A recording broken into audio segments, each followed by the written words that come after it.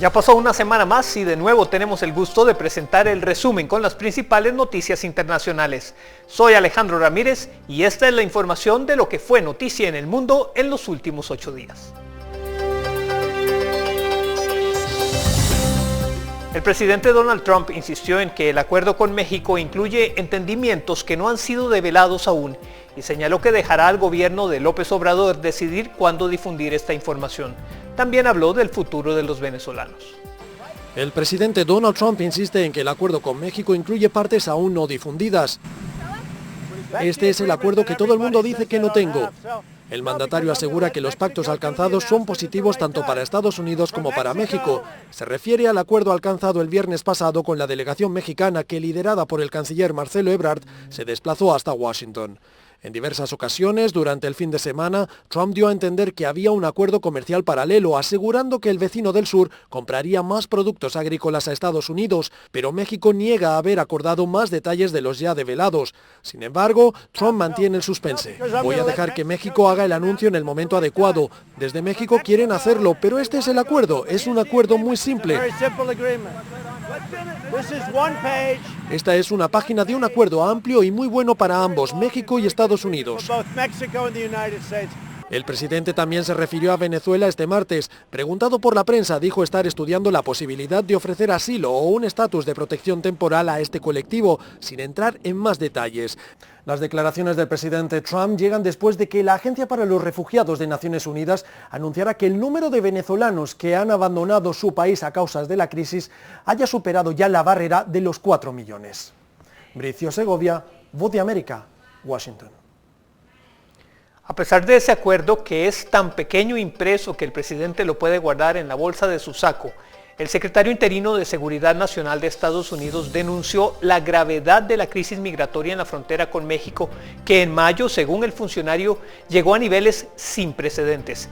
Senadores de ambos partidos reconocieron la necesidad de aprobar leyes para solucionar la situación. El secretario interino de Seguridad Nacional, Kevin McAleenan, culpó al Congreso de no actuar hace meses en proyectos de ley que dijo habrían ayudado a prevenir la crisis actual en la frontera entre México y Estados Unidos. Han pasado más de 18 meses desde que la administración solicitó medidas legislativas que habrían evitado la crisis actual y 40 días desde que solicitamos fondos de emergencia necesarios para manejarla. Frente a un panel bipartidista de senadores, el secretario reveló un aumento del 600% en acciones coercitivas en la frontera el mes pasado en comparación con el mismo mes del 2018.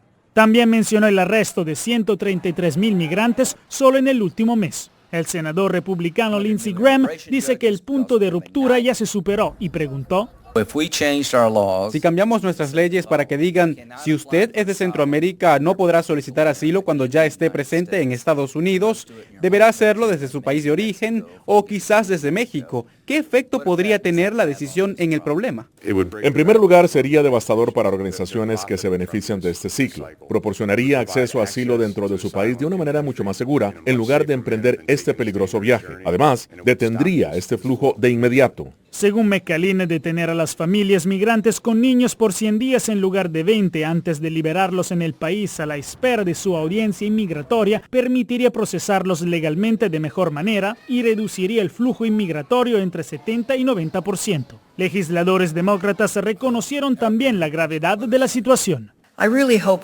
Realmente espero que podamos encontrar maneras de avanzar juntos. Realmente siento que todo lo que hagamos debe ser bipartidista. Jacopo Luzzi, Voz de América, Washington. El mandatario estadounidense también anunció esta semana que reubicará a 1,000 militares estadounidenses en Polonia, país fronterizo con Rusia. Además, Washington y Varsovia alcanzaron un acuerdo gasístico, algo que aliviará la dependencia de este último de gas ruso. Desde la Casa Blanca informa nuestro colega Bricio Segovia. El presidente Donald Trump anunció esta jornada 2 decisiones que podrían aumentar las tensiones con Rusia.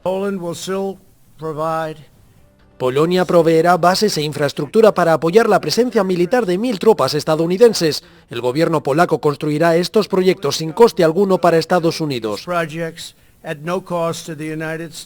Trump dijo que las tropas estadounidenses serán trasladadas a Polonia desde Alemania. Hizo el anuncio junto al presidente polaco Andrzej Duda de visita oficial en la Casa Blanca. Firmaron también una declaración conjunta de cooperación en defensa. Varsovia buscaba esta decisión para disuadir a Rusia de cualquier agresión. La decisión de Trump representa un esfuerzo por atender los intereses de Polonia, un aliado clave de la OTAN. Ambos mandatarios anunciaron también un acuerdo gasístico, algo que reducirá la dependencia energética que Polonia tiene de Rusia. Además, tanto Duda como Trump mostraron oposición al gasoducto Nord Stream 2, un ambicioso proyecto para transportar gas desde la costa rusa hasta Alemania, evitando Polonia y otros países de la región, algo que Estados Unidos considera una herramienta de influencia tanto en la economía como en la política europea. Bricio Segovia, Voz de América, Washington.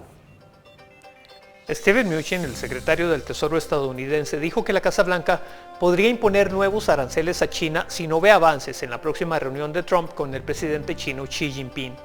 Trump y Xi Jinping tienen previsto reunirse a finales de este mes durante la cumbre del G20, que se va a realizar en Osaka, en Japón, el 28 y 29 de este mes. Según el titular del Tesoro, Estados Unidos quiere asegurarse de que los dos países van por el camino adecuado para un acuerdo comercial. Trump y Xi Jinping se reunieron por última vez el pasado diciembre en Buenos Aires y en ese entonces pactaron suspender subidas de aranceles mientras las partes continuaban negociando.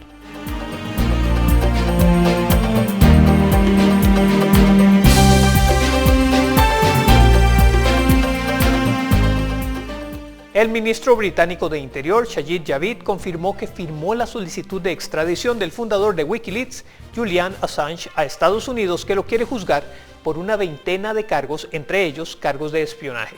El australiano, detenido en el Reino Unido, compareció ante un tribunal de Londres en otra audiencia preliminar en su lucha legal contra su entrega a Estados Unidos, que le reclama por haber conspirado para supuestamente interceptar ordenadores del Pentágono. En mayo, un gran jurado de Virginia presentó 18 nuevos cargos contra él, acusándolo de espionaje y de publicación de documentos altamente clasificados, lo que podría suponerle una condena de hasta 170 años, según el diario The Washington Post.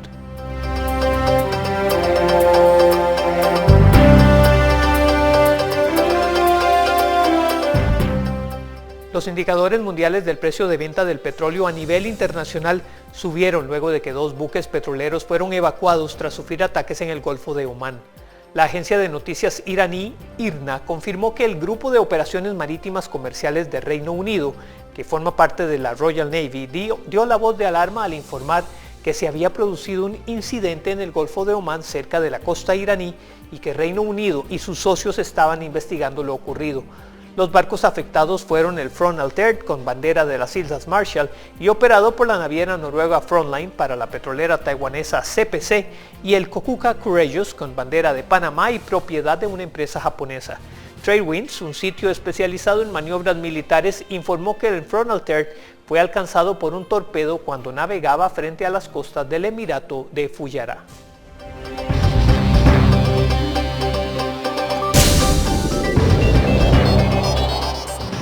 La movilización internacional se va a agilizar para los venezolanos tras la reapertura de un importante paso fronterizo con Colombia y el anuncio de que podrán utilizar sus pasaportes vencidos para ingresar a otros países. Hacemos una pausa y volvemos con este tema.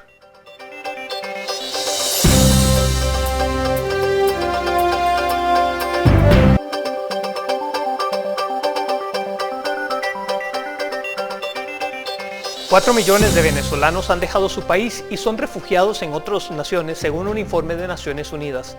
Para facilitar su situación migratoria, ahora podrán ingresar y realizar trámites en Estados Unidos con su pasaporte vencido. Y además se reabrió el paso fronterizo oficial con Colombia. Así continuamos en Noticia Mundo.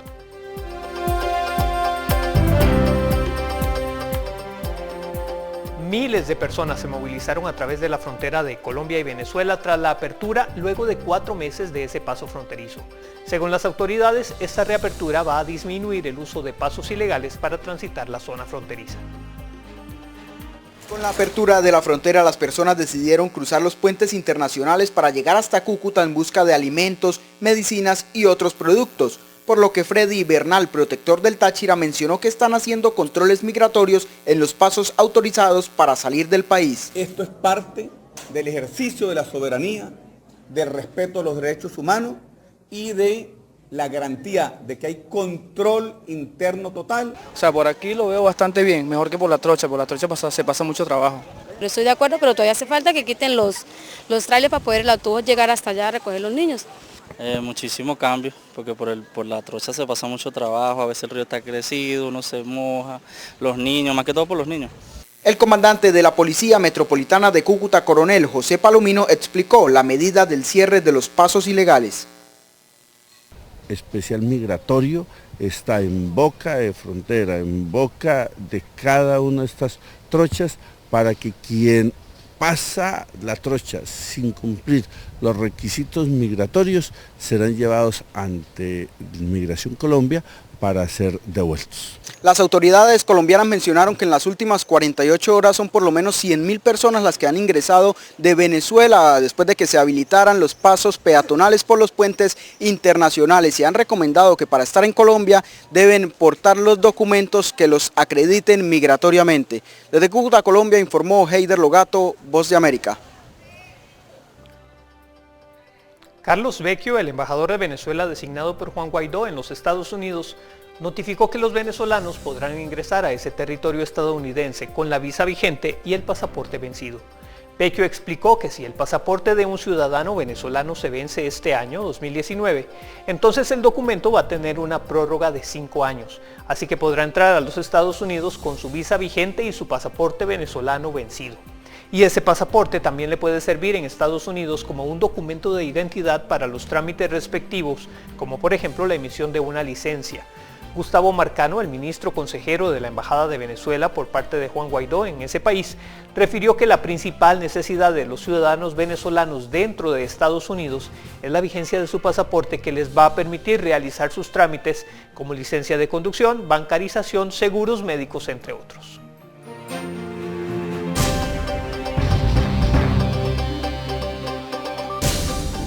El consejero de la Embajada de Venezuela en Estados Unidos también instó a 11 países a que acepten el decreto formalizado por Juan Guaidó, el presidente de la Asamblea Nacional, de aceptar los pasaportes vencidos de la diáspora. Según Marcano, los representantes de esos 11 países firmaron en Quito, en Ecuador, un tratado para aceptar los documentos de identidad vencidos a fin de facilitar la movilidad de los venezolanos. La reunión contó con la participación de 13 naciones, de las cuales suscribieron la medida Argentina, Brasil, Ecuador, Costa Rica, Colombia, Chile, México, Panamá, Paraguay, Perú y Uruguay. Los países que se abstuvieron fueron Bolivia y República Dominicana. El diplomático dijo que ante el decreto de Guaidó del 21 de mayo anterior, estos países deberían aceptar los pasaportes vencidos de los venezolanos. La medida otorga 5 años de vigencia al documento luego de su fecha de vencimiento. El abogado informó que la medida trata de resguardar el derecho a la identidad de los venezolanos en el exterior para que puedan realizar trámites de visados, de educación, seguridad social y otros.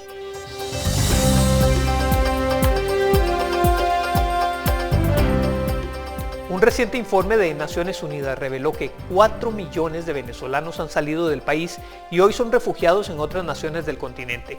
La siguiente nota muestra cuáles son los motivos que obligan a estas personas a dejar su país. Tras la aceleración del éxodo masivo que se inició en 2016, los venezolanos se han convertido en una de las poblaciones de desplazados más grandes del mundo. Según el más reciente informe de la Agencia de Refugiados de Naciones Unidas, el número de venezolanos refugiados en el exterior supera ya los 4 millones de personas. Una de las poblaciones más vulnerables y más importantes para un país, los jóvenes, hablan de las causas que los impulsan a emigrar, incluso antes de terminar su educación. Porque a mí de nada me vale estudiar en una universidad y ganarme un título para que el día de mañana yo vaya a buscar un trabajo y gane un sueldo de que no me alcance ni siquiera para comprarme un par de zapatos. Entre otras de las razones que citan los jóvenes para su éxodo fundamental está la esperanza y la falta de prospectos para el futuro. Trabajes a lo que trabajes. La única manera de que puedas lograr algo es siendo corrupto o algo así, porque el sueldo no te alcanza. O sea, trabajando honestamente no te da. Sin embargo, otros estudiantes consultados por La Voz de América aseguran que esta crisis pasará y Venezuela volverá a ser un país de oportunidades. Hoy, los venezolanos de edad futura, de edad de semilla, ¿no? De los que estamos aquí y de los que están externos, estamos en función de prepararnos para construir la Venezuela que tanto soñamos. Sí es posible. Nosotros los jóvenes, nosotros los estudiantes, estamos comprometidos con este país. Y hoy, lo estamos demostrando. Muchos se han ido, pero nosotros nos hemos quedado luchando para que ellos vuelvan. Según datos del informe, en solo 7 meses contados desde noviembre de 2018, el número de refugiados y migrantes venezolanos aumentó en 1 millón. Álvaro Algarra. El viernes, la Oficina de Prensa de Naciones Unidas confirmó que la alta comisionada de Naciones Unidas para los Derechos Humanos, Michelle Bachelet, viajará a Venezuela para reunirse con Juan Guaidó y Nicolás Maduro por separado el próximo 19 de junio y permanecerá en el país hasta el 21. En otro tema, la Corte Constitucional del Ecuador aprobó el matrimonio igualitario al tiempo que la Iglesia Católica expresó que los debates actuales sobre la identidad de género pueden desestabilizar la institución familiar. Volvemos con estas noticias después de un breve corte.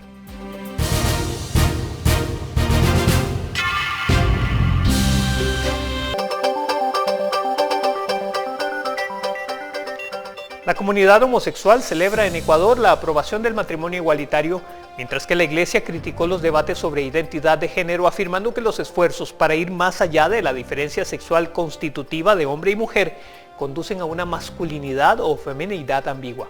Continuamos.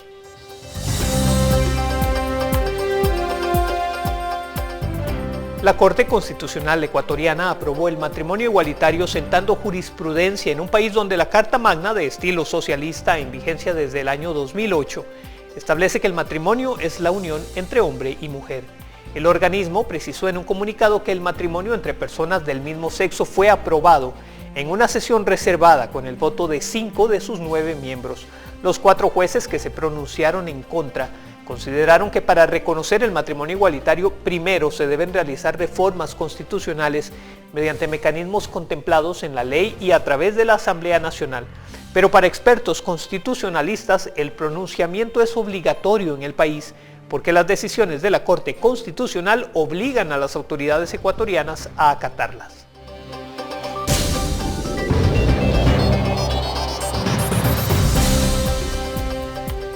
En un documento publicado por la Congregación para la Educación, la Iglesia Católica consideró que los debates actuales sobre identidad de género no solo son ambiguos, sino que pueden desestabilizar la institución familiar. El documento, que aparece en un momento en el que las comunidades LGTBQ de todo el mundo celebran el mes del orgullo de la diversidad sexual, señala que los esfuerzos para ir más allá de la diferencia sexual constitutiva de hombre y mujer, como las ideas de intersexual o transgénero, conducen a una masculinidad o feminidad que es ambigua. Vatican News, la plataforma de noticias de la Iglesia, indicó que estos lineamientos destinados a instruir a los maestros y estudiantes católicos sobre sexualidad y género pretenden ser un instrumento para ayudar a guiar las contribuciones católicas al debate en curso sobre sexualidad humana.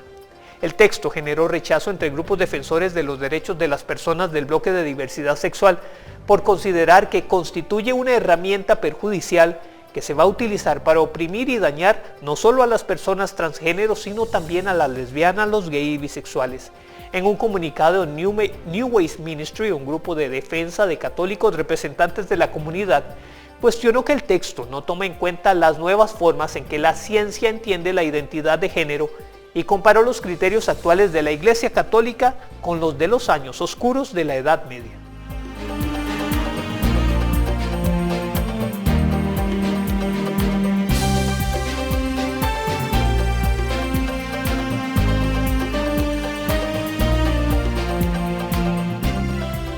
Vamos de vuelta a los Estados Unidos, donde se detuvo a cerca de 1.700 personas en el marco de una gigantesca operación que tomó 2 meses contra la pedofilia a nivel nacional, según informó el Departamento de Justicia. La operación fue bautizada Broken Heart, o sea, corazón roto, y se realizó entre abril y mayo y tenía como objetivo lograr la detención de personas que producen y distribuyen pornografía infantil, así como a quienes la reciben y quienes la descargan.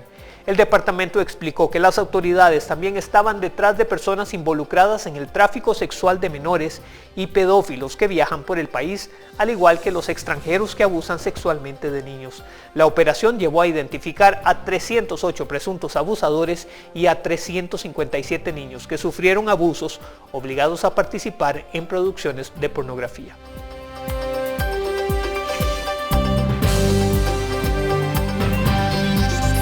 Después de que 1 millón de personas se manifestaran en las calles de Hong Kong contra los cambios propuestos a la ley de extradición, la jefa del Ejecutivo Autónomo, Carrie Lam, afirmó que no importa cuánta gente proteste, va a mantener, pase lo que pase, el proyecto de ley que por primera vez permitirá a la excolonia británica entregar fugitivos a China.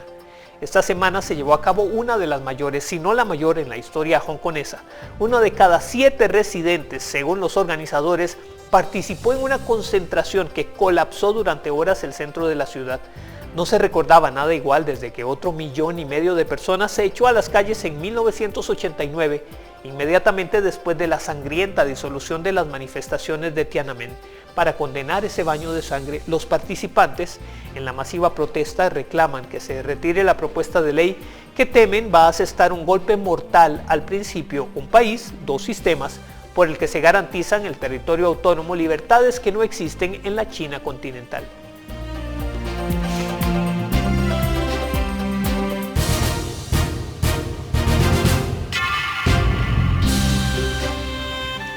En Argentina, la expresidenta Cristina Fernández asistió a la 4ª sesión del juicio oral en el que se le acusa de ser la presunta jefa de una asociación ilícita que cometió delitos en la adjudicación de obra pública durante su mandato. Y como ya es habitual, la actual senadora y precandidata a la vicepresidencia del país para las elecciones de octubre próximo no habló ante la prensa. Esta fue la primera vista oral que enfrenta a Fernández, que es juzgada por el presunto direccionamiento de la concesión de obra pública en la provincia de Santa Cruz, donde nació su fallecido esposo, el expresidente Néstor Kirchner. Según la acusación, en los 12 años de mandatos kirchneristas, se adjudicaron a un amigo de la familia más de 50 obras, el 80% del total en ese distrito, muchas de las cuales quedaron inacabadas, tuvieron sobreprecios o eran innecesarias. El pasado viernes, la senadora, que tiene fueros y no puede ser detenida, pidió al tribunal un nuevo permiso para viajar a Cuba a visitar en julio a su hija Florencia, que es tratada allí de problemas de salud. Este año, la expresidenta ya ha viajado 2 veces a ver a Florencia, que sufre un trastorno de estrés postraumático que su madre atribuye a la persecución que a su juicio sufren ambas por parte de la justicia, ya que comparten acusaciones de corrupción en 2 causas.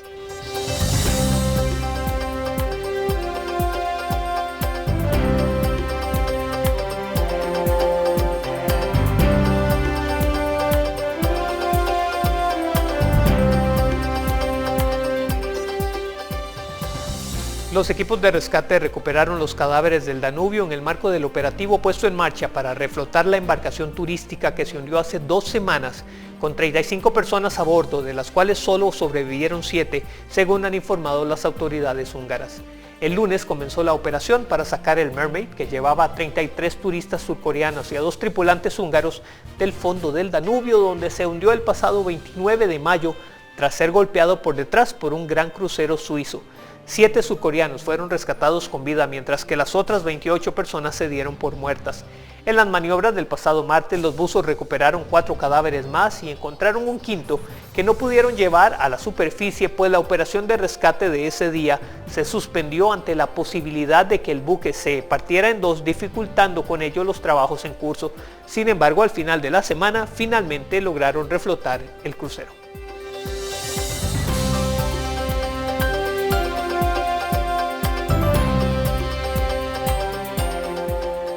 Así concluimos nuestro viaje por el mundo a través de las noticias más destacadas. Soy Alejandro Ramírez, gracias por su compañía, nos vemos la próxima semana.